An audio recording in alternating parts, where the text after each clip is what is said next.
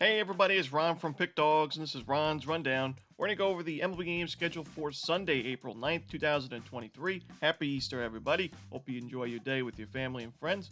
And if you like what you see, make sure to give this video a big thumbs up and subscribe to our channel. Don't forget to put your picks in the comment section below for baseball. And if you're looking for my best bet, you can always find those at the premium picks tab at pickdawgz.com. Alrighty, let's get into it. Here are the games in Major League Baseball for Sunday. First up, it's the Cincinnati Reds taking on the Philadelphia Phillies with Graham Ashcraft and Taijuan Walker as your starters.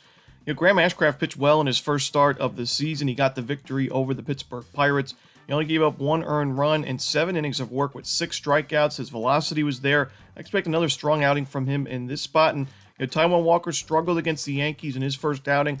His defense didn't do him any favors in that game, and I do think he'll sharpen up as the season carries on. But you're facing a Cincinnati Reds lineup that's right now top 10 in team OPS against righties, and they are in the top half of the league in isolated power against righties as well.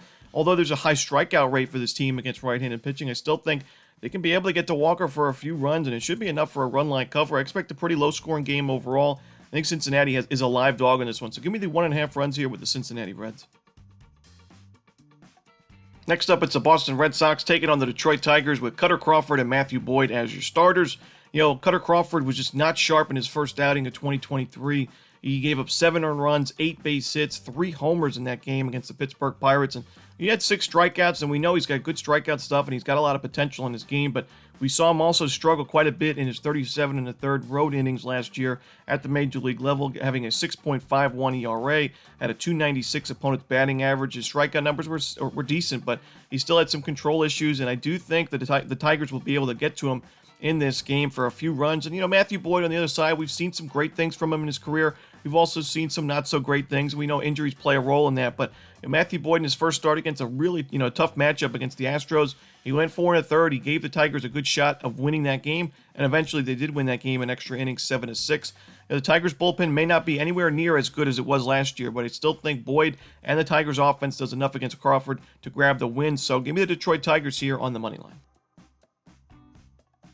Next up, we see the Oakland Athletics taking on the Tampa Bay Rays. James Kaprielian and Drew Rasmussen are your starters.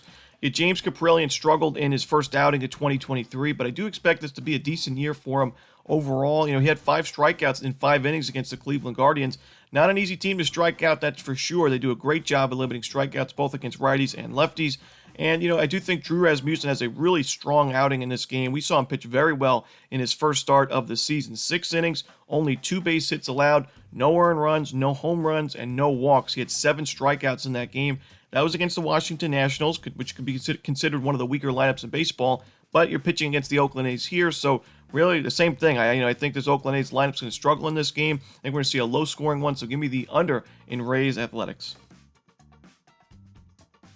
Next up, it's the New York Yankees taking on the Baltimore Orioles. We're going to see Nestor Cortes and Tyler Wells as your starters. I mentioned for Saturday's video, which originally Nestor Cortes was supposed to pitch Saturday. He was moved to Sunday. I mentioned that Nestor Cortes pitched really well against the Orioles in 2022. Didn't give up a single earned run. Was basically just dominant in the few starts that he faced them. But, going into this season, last year the Orioles did not hit lefties very well. But to start 2023, going into Saturday's games, the Orioles are number 1 in baseball in team OPS and isolated power against left-handed pitching. And I do think they're going to be able to get the Nestor Cortes, who, in his first start of 2023, his strikeout stuff really wasn't there against the Philadelphia Phillies. And he went 5 innings, giving up 7 base hits in that game. So a lot of base runners, not a lot of missed bats. I do think the Orioles can get to him. But I also think that the Yankees will be able to get to Tyler Wells, who in his first start, his strikeout stuff was not great in that game against the Texas Rangers. Now, it really was a tough spot to be in for Wells, as he wasn't expecting to pitch that day, as it was Kyle Bradish on the mound to start, and he got injured in the second inning, so they had to throw Wells in there in the middle innings to just take over the long relief. But I do think the Yankees will be able to get to Wells. We saw Wells struggle against the Yankees last season. So give me the over, a pretty low total in this game because Nestor Cortes is on the mound, but give me the over here in Yankees-Orioles. Next up is the Chicago White Sox taking on the Pittsburgh Pirates with Michael Kopech and Johan Oviedo as your starters.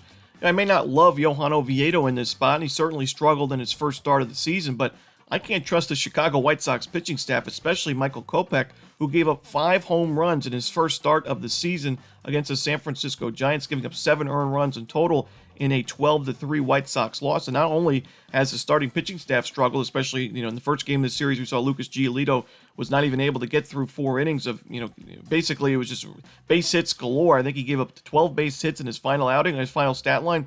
But, I think Michael Kopech, we could see similar numbers. The Pirates lineup is a lot better in 2023 on paper than it was last year. We're seeing Brian Reynolds, crush the baseball going into Saturday, hitting .448, and he's had a really good series thus far. I think the Pirates get to Kopech. I think the White Sox can certainly get to Oviedo, but this White Sox bullpen is the worst in baseball in terms of ERA, and it's above right now it's above 9 earned runs. So I think the Pirates get to Kopech and the White Sox bullpen and win another game here. We're getting plus money with the home team, so give me the Pittsburgh Pirates. I'm going to take them on the money line.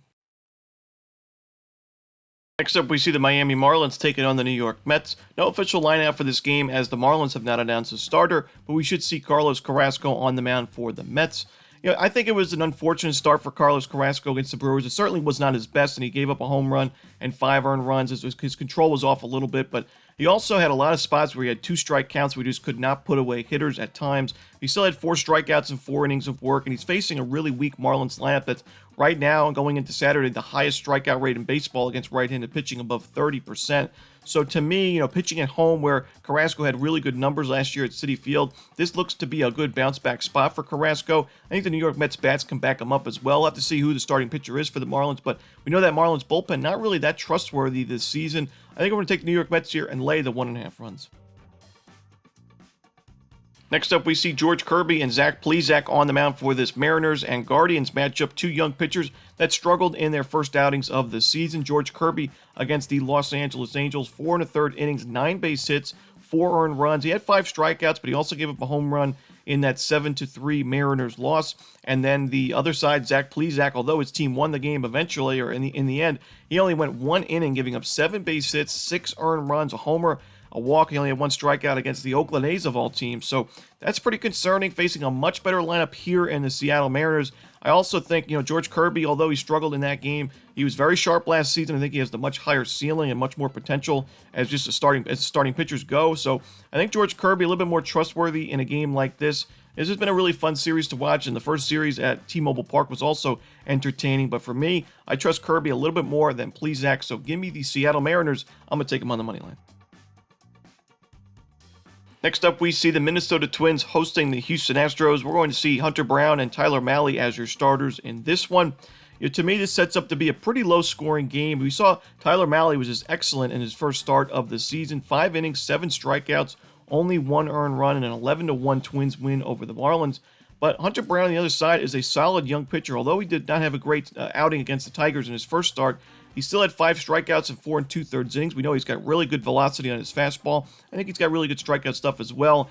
And the Houston Astros right now ranked 24th in the league in team OPS against righties. The Twins not much better, ranked 21st in baseball. The isolated power numbers, you look at Minnesota, ranked 25th in baseball against those right-handed pitchers. So, to me, I think we'll see a low-scoring game with both starting pitchers pitch well.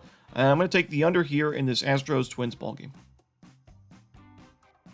Next up, we see the St. Louis Cardinals taking on the Milwaukee Brewers. We're going to see Jake Woodford and Freddie Peralta on the mound. To me, Freddie Peralta is the much better starting pitching option in this game. And while I don't trust this Brewers bullpen completely, especially aside from Devin Williams, I do think the Brewers just playing really good baseball right now. Their offense is doing enough. This was a team going into 2023 that I didn't expect too much from. I thought that the roster overall, on paper at least, was not as good as last year's team. And we know last year's team didn't even make the playoffs, but the Brewers are playing well at home, and I think Freddie Peralta, the far better starting pitching option in a game like this. So give me the Milwaukee Brewers and a lean here on the money line.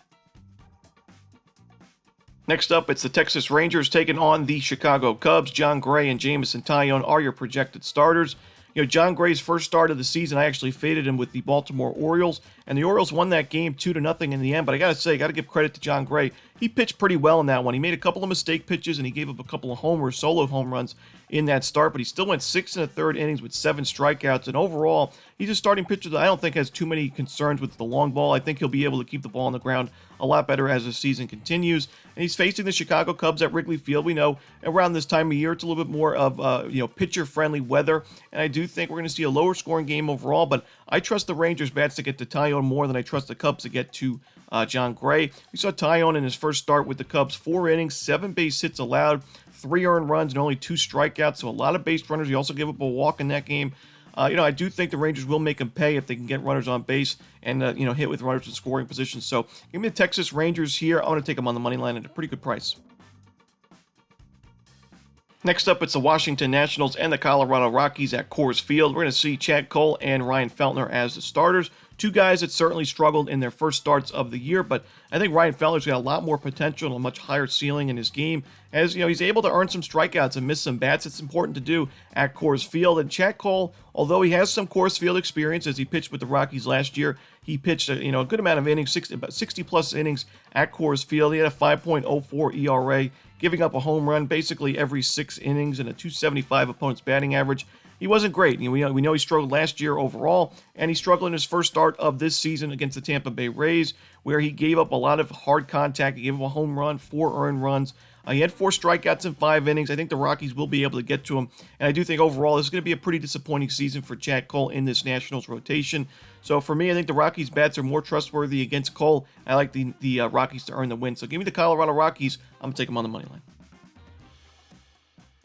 Next up, we see the Kansas City Royals taking on the San Francisco Giants. We're going to see Chris Bubic and Anthony DeSclafani as your starters.